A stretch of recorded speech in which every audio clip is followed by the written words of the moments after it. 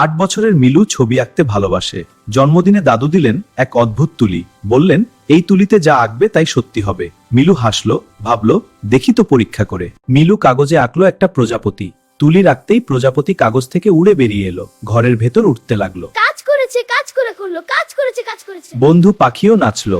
একদিন ভারী বৃষ্টি, বাইরে যাওয়া যাচ্ছে না। মিলু জানালায় বসে আকাশে আঁকলো রোদেলা দিন। সাথে সাথে মেঘ সরে গেল, রোদ উঠলো। পাড়ার সব বাচ্চা বাইরে দৌড়াল। মিলু মুচকি হাসলো। একদিন মিলু ভাবলো একটা বিশাল চকলেটের পাহাড় আঁকি।